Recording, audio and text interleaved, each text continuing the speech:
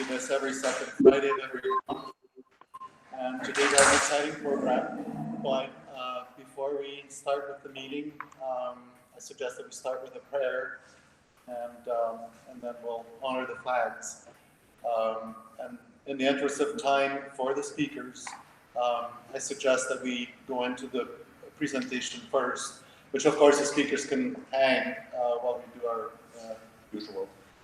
So if I could please invite Cheryl to help us with the prayer. Good afternoon, everybody. If you will bow with me. Our Father, our God, we come humbly bowed, thanking you for your many blessings and as always asking for your guidance. Please be over this meeting and may we come back with something that we learn and can share with others. Thank you. We praise you. Amen. Amen.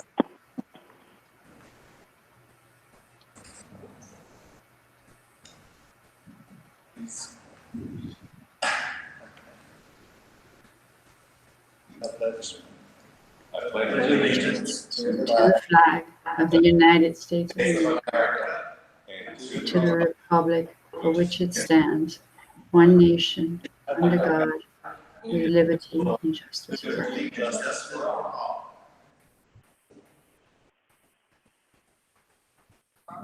The Texas flag. Pledge allegiance. One state. Something like that. Yes. Thank you. And we like the last part the best. Okay. Well, let me quickly introduce the board. My name is Philippe Brass. I've been involved with CRTF for forever, since it started. And it's something that is really near and dear to my heart.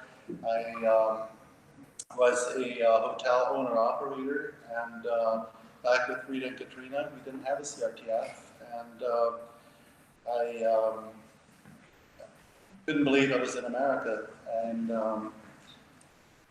CRTF was created out of that need to communicate, the communication between talent, what people had to offer, and then the needs, and that's where CRTF was born, and it has grown a lot since, so I'm happy to be involved in it. Thank you. Good afternoon, Cheryl Lytle. Happy to serve on the board, and thank you for joining us today. I'll just go in that order. Good evening, and again, thank you. We have those speakers lined up, and we're really happy that you're here with us. Leroy Harrison, I'm the treasurer. Welcome to the CRTF. Johnny Scroggins, Vice President. Been in this organization off and on for years, known for leading for many years. I have an extensive media background, connections in media with both radio and television, which is utilized and will be utilized more as CRTF goes forward. Welcome each and every one of you. Thank you for taking the time out today. All right. If I could ask, would you mind introducing yourselves so that our speakers maybe know who's participating, please? So I don't know who wants to go first.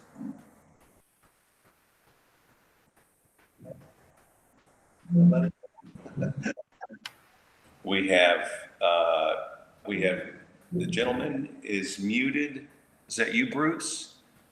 Okay, Bruce, you're muted there. Kennedy is unmuted. Bruce, you're still muted. Hi guys, can you hear me okay? Does anybody want to care to introduce themselves or their organization? I mean, it doesn't. Bob Stevenson from Team Rubicon. Thank you. All right. Well, at this point, today being September 11th, I would like to ask for a minute of silence to acknowledge the victims.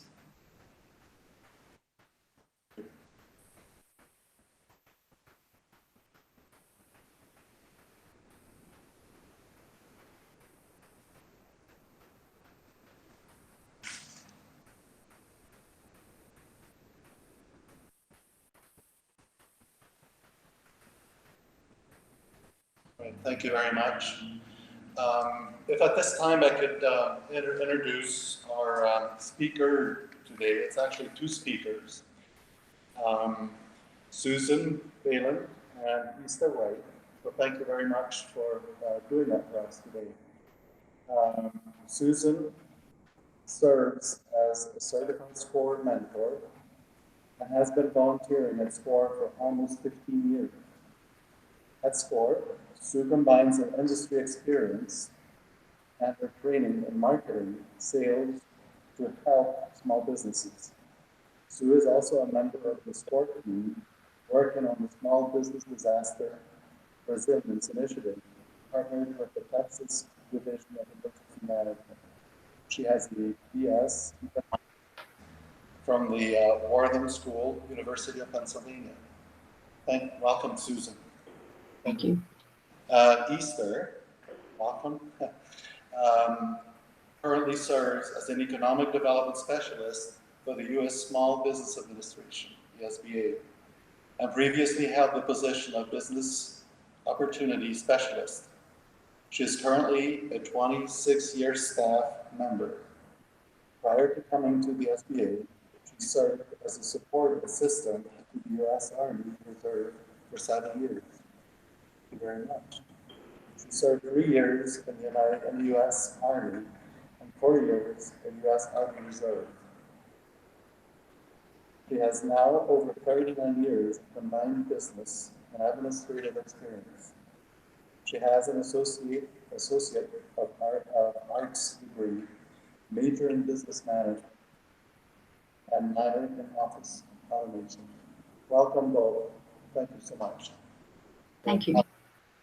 Thank you. I'll pass it to you now. Okay, thank you. Can you all hear me? We can. Okay, great. Well, thank you all very much for such a warm welcome. And I'm Sue Phelan. Easter is going to be speaking to us via telephone.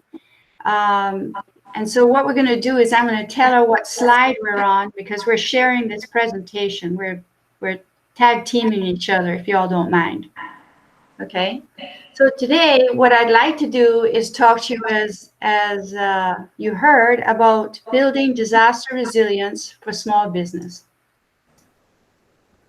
I don't know if you've ever heard of SCORE, but we are a national organization and we work under the umbrella of the SBA.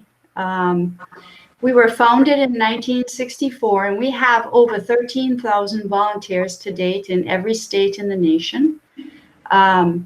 Within Houston, our chapter is the largest in the nation, and we have 14 locations and 160 volunteers. And we cover all of the disciplines of industry, of business, and a vast array of the industries. Our services are free and confidential, and we do this by offering workshops and webinars of this nature, as well as we have a very robust library of resources, templates, and tools. And the most powerful tool we've got of all is our mentorship. Our mentors offer their services free of charge. We are very dedicated and very passionate about helping small business start, grow, and thrive, and survive in disasters. So at this point, I'm turning it over to slide 3 for Easter. Thank you, Sue. I'm with the Small Business Administration Houston District Office. SBA has an office in all 50 states, and we have an office in all metropolitan cities. District office in Houston, a district office in San Antonio. There's a district office in Dallas as well. San Antonio covers the Austin area.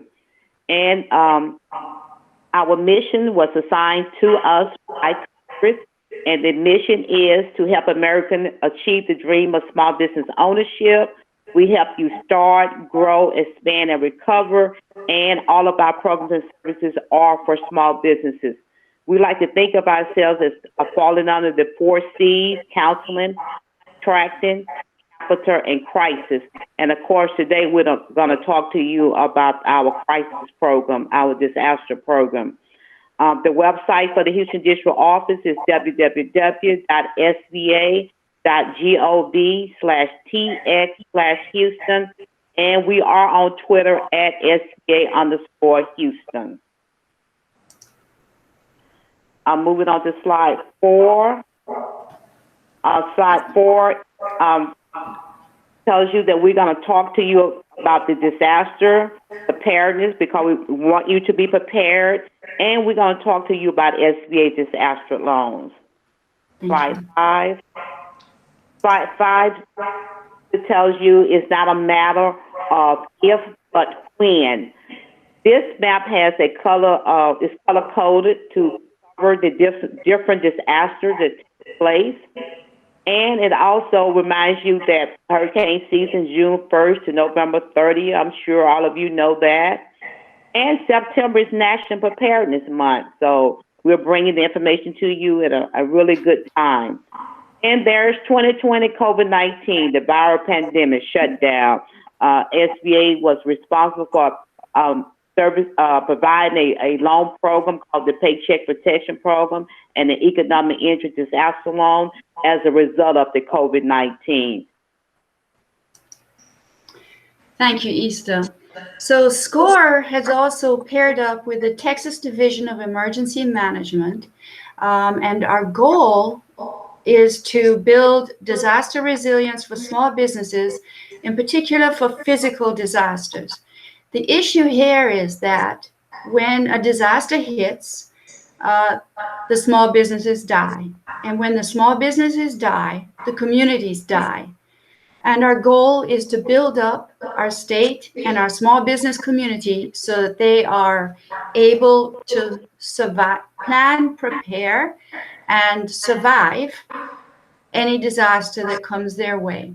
Now, if you were to take a look at this map that I'm showing you, you will see that the disasters in Texas, the east of the state has the majority of disasters.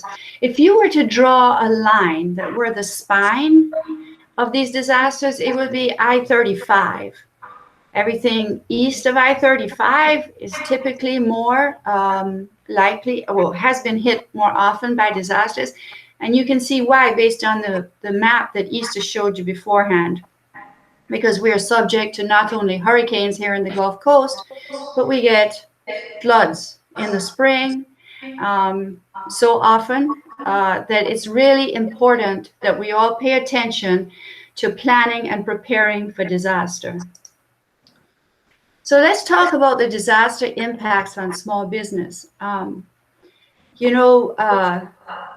The immediate impact is that 40% of the businesses close.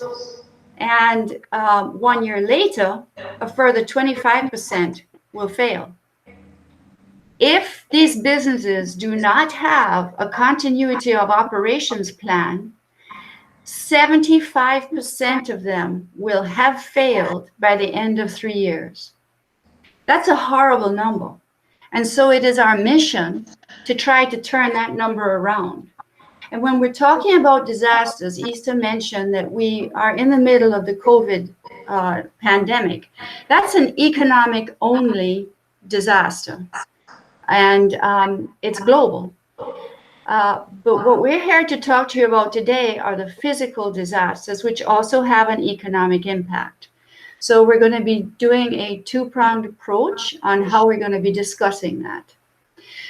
It's so important for you to realize that even 1 inch of flooding can cause $25,000 worth of damage. It's a huge number, and we have to change that. So when we talk about disasters, natural disasters, here in Texas, we're really, we can all list them ourselves. You know, the hurricanes, the floods, droughts. Remember, we had droughts, severe weather, thunderstorms, lightning, tornadoes, and wildfires.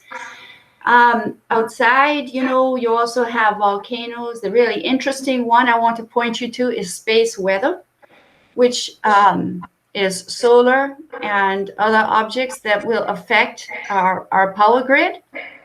It sounds crazy, but who knew we'd have a pandemic, you know? Man-made disasters, on the other hand, we've all heard the very sad stories of active shooters. And if you're in the hospitality business or education business, those businesses that have a high traffic volume, retail, you know, that's something that you're always looking at and being concerned about and preparing for.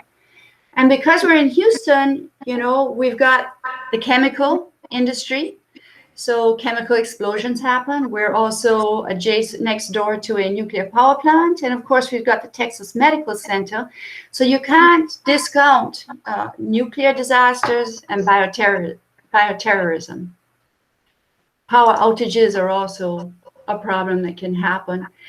But what we're here to do is not bring you down on what all the terrible things are that can happen, but what we can do to manage around that. Because as Easter pointed out, it's not a question of if, but when it's going to happen.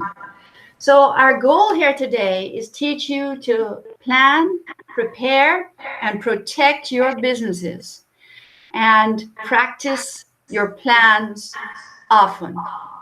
Practice your plans often.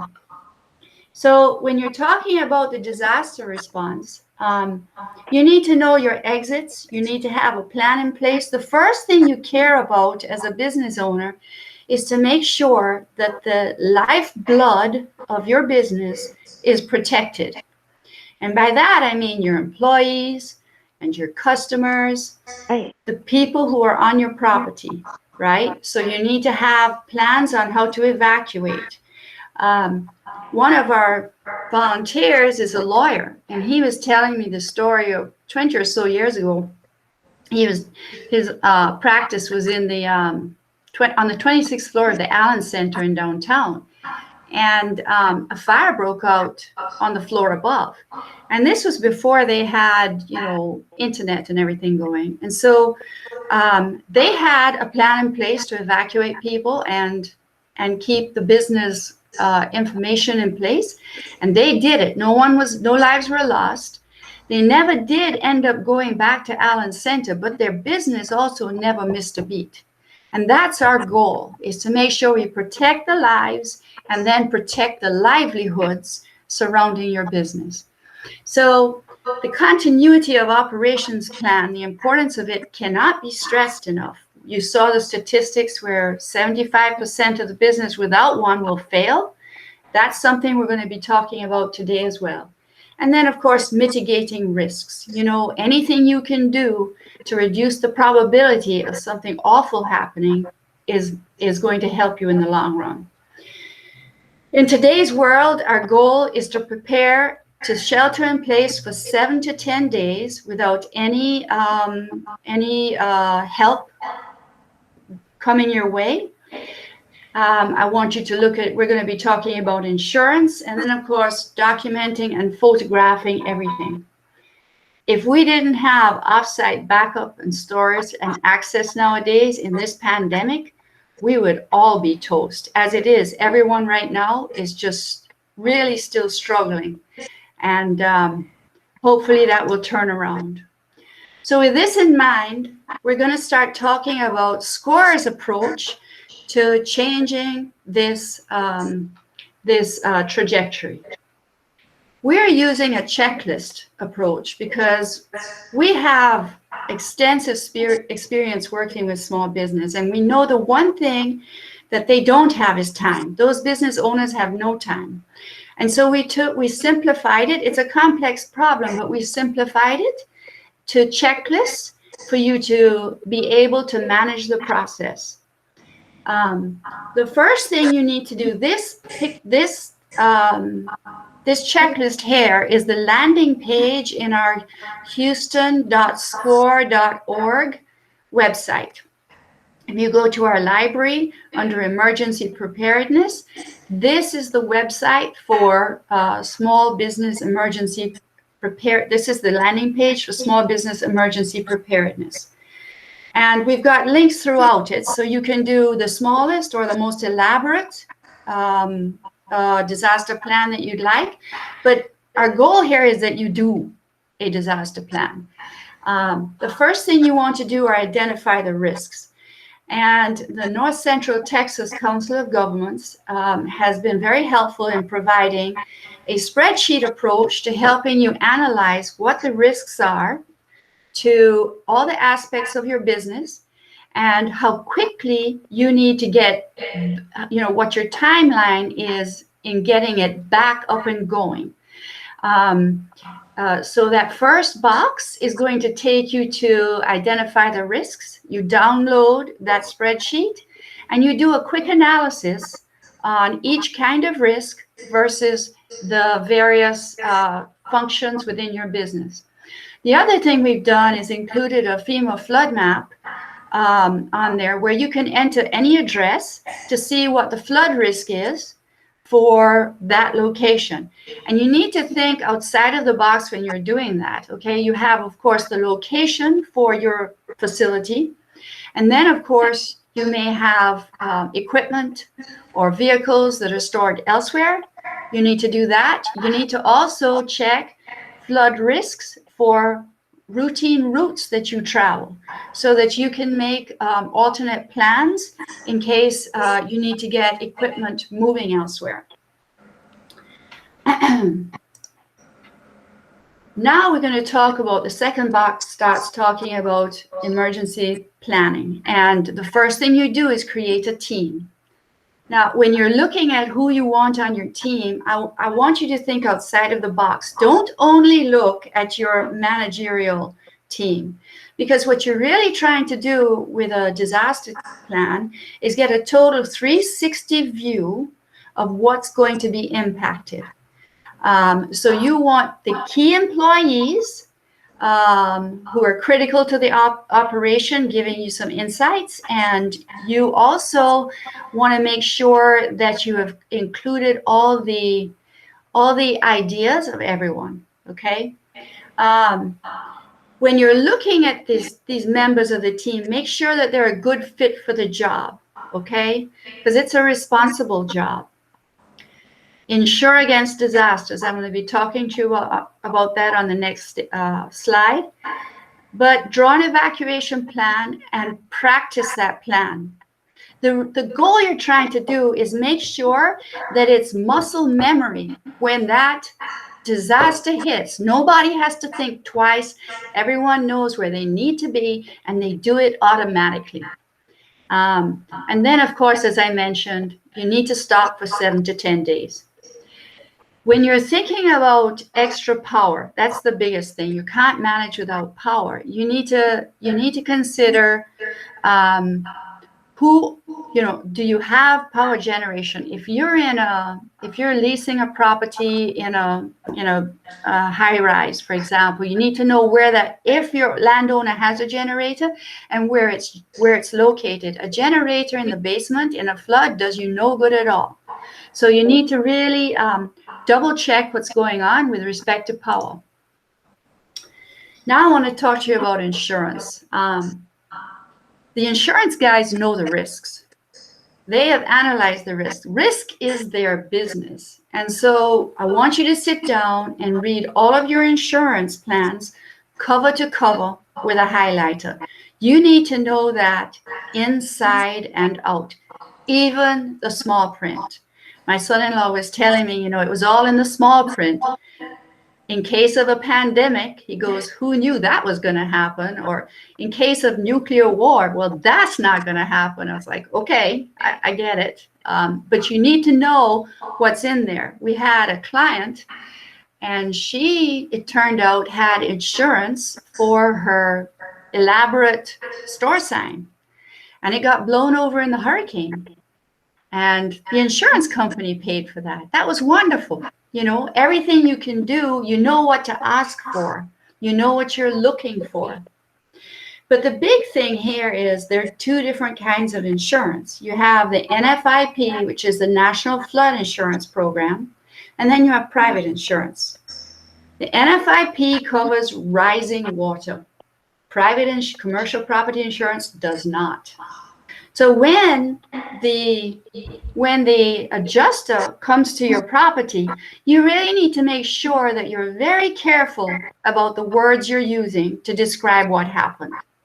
It's very difficult when you're in the middle of a disaster because you kind of lose your focus. You've just seen your whole life disappear before your eyes. And so it's important to do this work beforehand so that you're careful in what you're doing. So when you say to the adjuster, the building flooded after the roof leaked, that's a different insurance policy rather than the building flooded. And you need to remember that when you're talking to them. The NFIP covers 4 items, and we're going to be talking about why this is so important in the next slide, but it's the structure, the furnishings, the equipment, and the inventory, okay? Structure, you may or may not own it.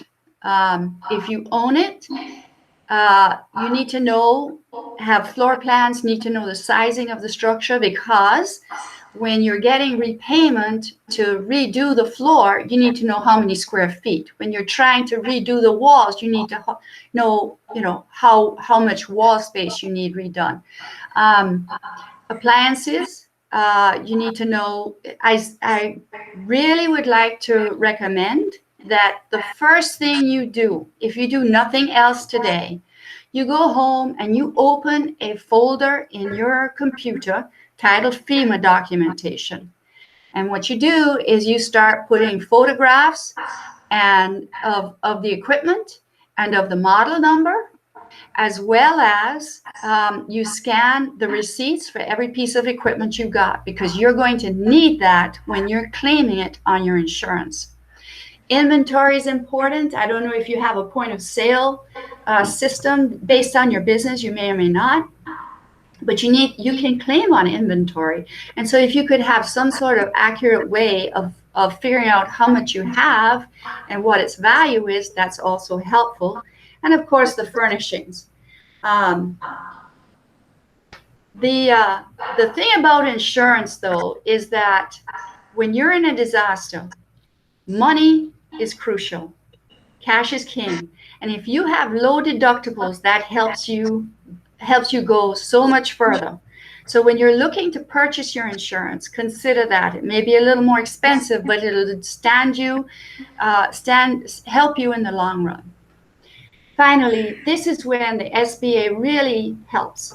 The SBA provides the most amazing loan opportunities for people who are facing serious hard times as a result of the disaster. And Easter will be talking about that in much more depth after this. So let's talk about communication. Rumors can spread very fast. Can you hear? And, pardon me? We Can lost everyone- audio, just checking to see if everyone else did. Can you all hear me? Not if you can. Can you hear? Okay. All right. If you cannot hear her, would you please raise your hand? Okay. Everybody can hear. Okay, so All right. you can continue and we will look at the problem on our end, but please continue. Okay, so now we're going to talk about crisis communication. Rumors start very fast, and it's very important for you to have a single spokesman. When you're looking at your crisis management team, you need to also delegate someone for that role who you can trust. You want to speak with a single voice, okay? And you want to calm people. So you want to calm your employees, your customers, your suppliers, everybody, all the stakeholders. You need to be able to calm and have a single unified message going forward. So, pardon me? Houston Business Time. It'll recap on. Is everything okay over there? Can you all hear me? I can. Okay. Should I continue? We need to go out and sign back in. Should I continue? It will not disrupt there. It won't disrupt the audio. I have no idea. Should I continue, sir? Hello? Should I continue? It appears they can't hear you. Is that right? Oh dear. I don't know Oh what dear. happened. I have no Yeah, idea. I think it's over there. I can hear you. I'm over here in Colombia and I can hear you, but I think it's over there in their area. So what should I do here, Rosendo? Just hold on a moment. Let me get with Lynn. Sorry about this, gentlemen. I'm really apologetic. It's not your fault. They're yeah, it's just technology, you know. They're logging off and logging back in. Oh, okay. Where was I? Communication. Okay. Yeah.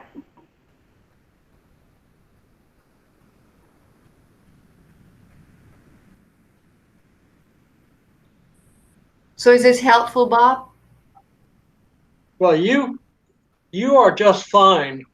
The problem that we were having on our end, not the big room's end, is that when they're joining again, but when they were on, their mic was on, and that was causing a lot of background noise from people that are in the room talking and that kind of thing.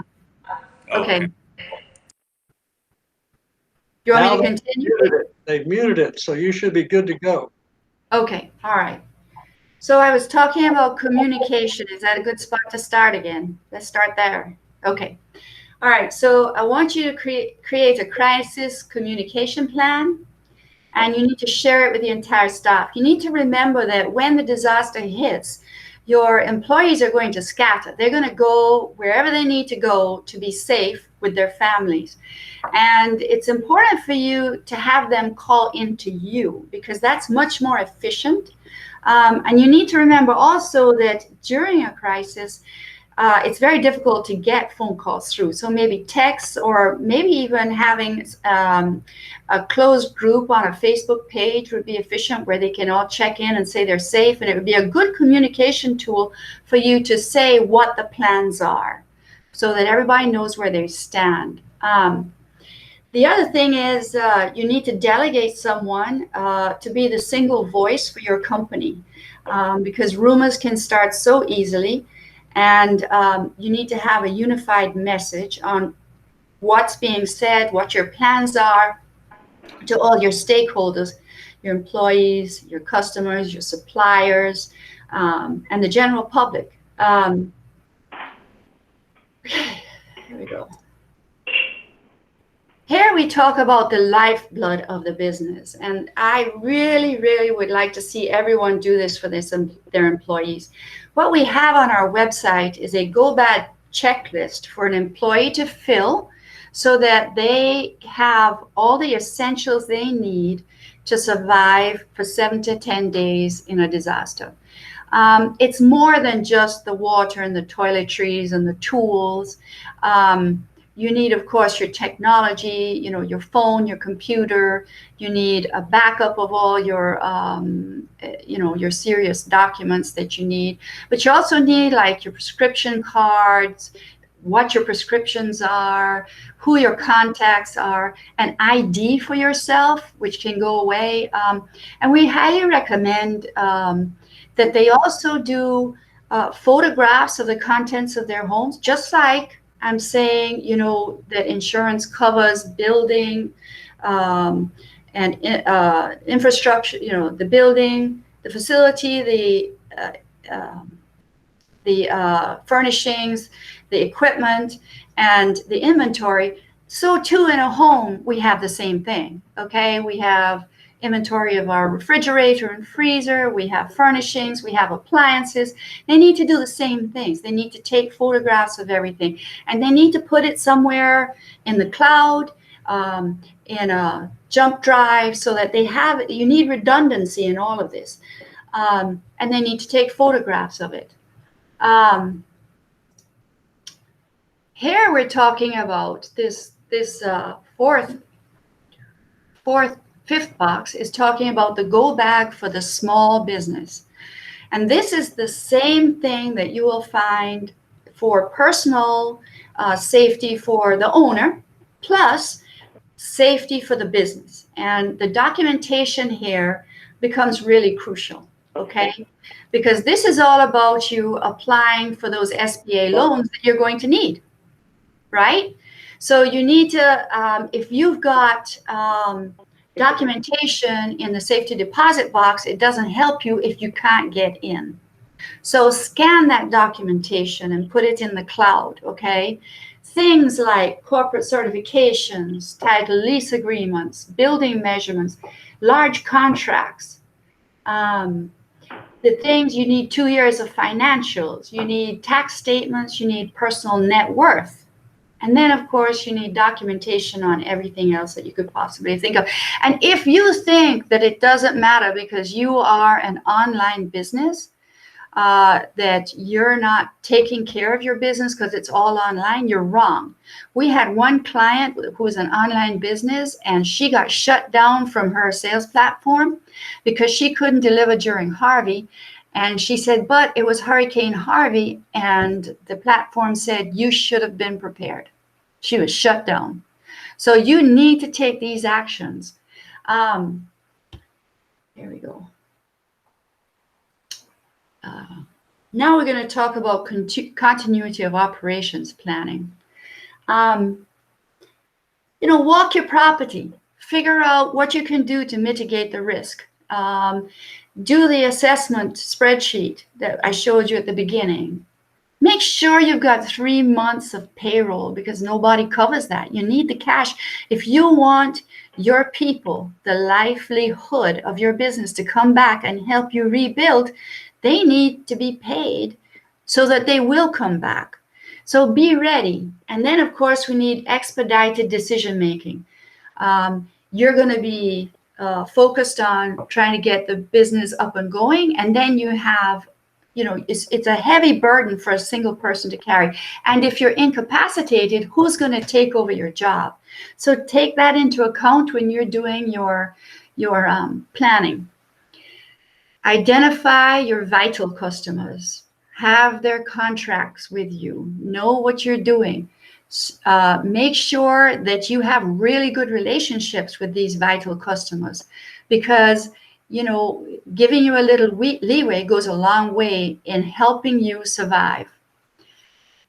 Make sure your accounting systems are in place to track where SBA loans are going, because there will be an accounting of it. And of course, I talked to you about the COOP team and the staff check-in procedure and plans to work virtually. We're all getting very good at this now because of COVID, but it may be different if some people have been flooded out of their homes. So you need to really take that into account on how you're going to manage if a piece of your organization can't check in.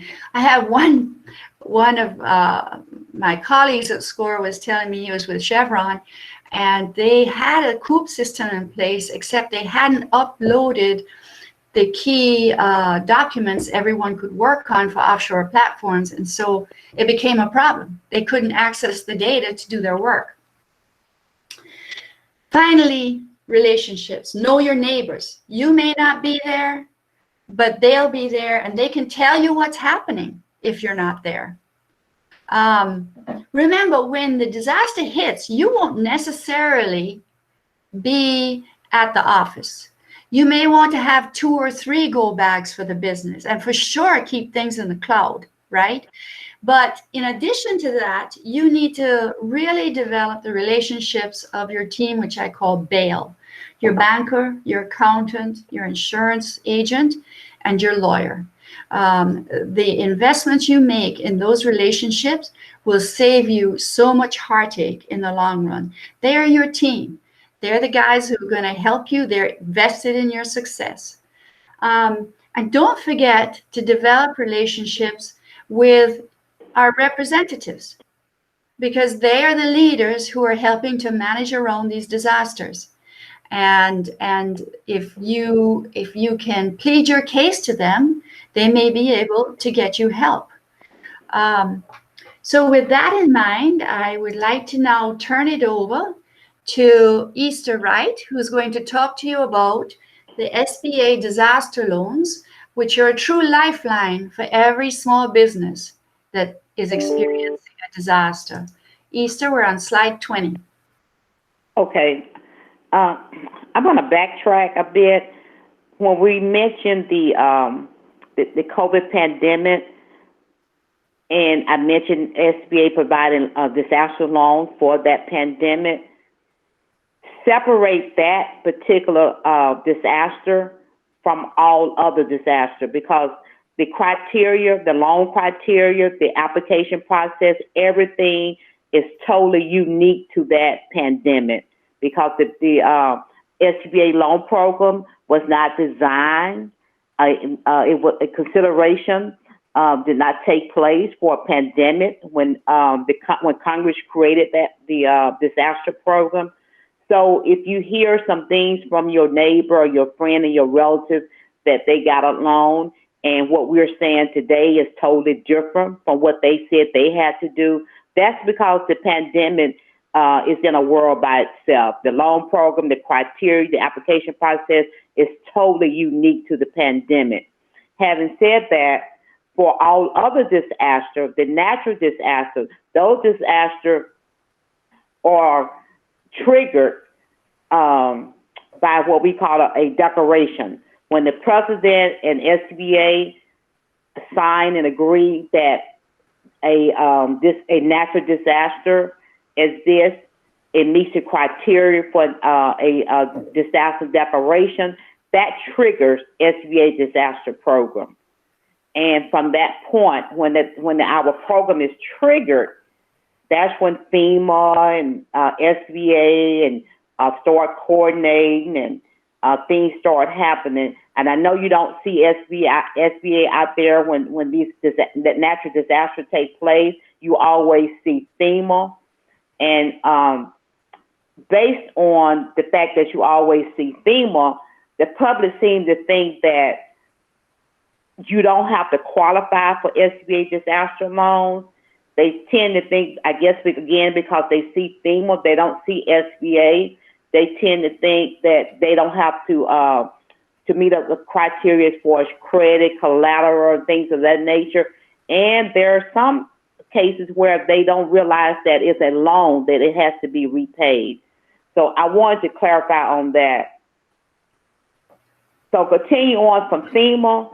When you apply for an SBA loan, please keep in mind that any assistance that you have received from FEMA, from your church, Red Cross, any financial assistance that you have received, that is considered and taken into consideration when SBA process your disaster loan application and approve it. If it's approved, SBA will subtract the amount of assistance that you have received from the insurance company or through a grant and the church program or Red Cross or whoever provided this grant to you in a dollar amount. That's subtracted from the loan proceeds. And I want to make sure I mention that. Now that I've said that, SBA Disaster Loan Program, not only do we have a loan program for residential and renters, but we have a business loan program. And the maximum for the business disaster loan program is $2 million. SBA do expect collateral for loans that are over $25,000, but we don't deny you because you don't have collateral. The terms for the financing can be up to 30 years for that business disaster loan. And in some cases, SBA even refinance some of your prior debts because SBA go over and above to try to make it work for you. Our interest is low. It's 4% for businesses and 8%. Well, it's 4% for businesses if you don't have credit elsewhere. That's something else that the public doesn't realize when you apply for the SBA disaster loan. The decision is also based on, or should I say, one of the factors that's considered is, do you have credit elsewhere? If you do not have credit elsewhere and SBA approve your business disaster loan, the interest rate is 4%, and for a nonprofit, 8% if you don't have credit. I'm sorry, 4% if you have credit, don't have credit elsewhere, and 8% if you have credit elsewhere. So I want to also elaborate on that as well. And like I said, you do have to meet a criteria. The SBA check your credit. So that's a model that's built into the computer. And so you don't get the opportunity to tell the SBA the amount that you want to borrow. You don't have any input in the application processing, because the model is designed in the computer to determine your credit score. Are you delinquent on child support? Because you can't be delinquent on any federal or government debt. Are you delinquent with your IRS taxes? So those things are key factors when SBA process your loan application. But again, separate the COVID loan process. Separate that. Don't include it in what I'm saying today, because Congress relaxed some things because that disaster is so widespread and so severe economically. Congress tweaked some things and changed some things and simplified some things specifically for that COVID-19 loan. And these are the disaster centers. This is what SBA disaster look like. We have several centers, but this doesn't mean anything to you, because when you submit your application, you're going to submit your application online, and SBA determines where your application goes. You don't get to determine where the application goes. And there are 3 ways that you can apply for SBA disaster loan. You can do it online, in person, or by mail. This is what this slide is telling you. If you do it by mail, it goes to Fort Worth. That's where the processing and disbursement center is located. So if you submit your application by mail, a hard copy, this is where we go. And if you do it online, again, SBA determine what processing center it goes to. Even though typically for the Texas area, the application goes to the Citrus Heights location, which is in Sacramento, California. Also, I want to point out that SBA, the disaster office is SBA, yes. The Houston district is SBA, yes. But the district office has nothing to do with process a disaster application. Everything related to your disaster application goes to the disaster office. Only the disaster office has authority to check your application, to receive your application, to give you instructions. We have no rights to your application. The only thing, and again, if you know this, you're probably thinking, well, we were out there doing a lot of classes and things in relation to COVID. Well, again, that's because COVID was very unique, and COVID was so devastated economically until the Houston district decided to do our part, so to speak. So we did a lot of training to teach you about the COVID-19 application process and the mindset, how things are going to work, and how to apply for the forgiveness. That was a due diligence that the Houston District Office decided to do, not because Congress had given us that assignment. Anything disaster related typically is handled by the disaster office. And we just felt like the disaster office needed help. So we got in there and we took care of phone calls and questions and inquiry regarding COVID. But that's a unique situation. So anything, if you apply for a disaster loan and you want to get information, the status of it, you will send it to the disaster office. That's what this slide is telling you. As a matter of fact, the email for the disaster office is very simple. It's simplified because it's disaster customer service, one word, at sba.gov. And also, I want to point out that if you decide to deal with the disaster office, if you decide that you're going to apply for a disaster loan, Anything that you receive from SBA will end in .gov. Everything related to us is .gov. Nothing is .com. And I pointed this out because, again, during COVID-19, there were some scammers out there impersonating SBA. So be aware of that. Protect your information. Make sure you know it's SBA. If SBA reach out to you about your application, make sure the reference number that SBA, the application number that SBA issue you when you submitted your application matches that email that you received. And having said all of that, if you need additional information, you can always contact the SBA Houston District Office regarding our program. And I'm turning it back to Sue. Thanks, Easter.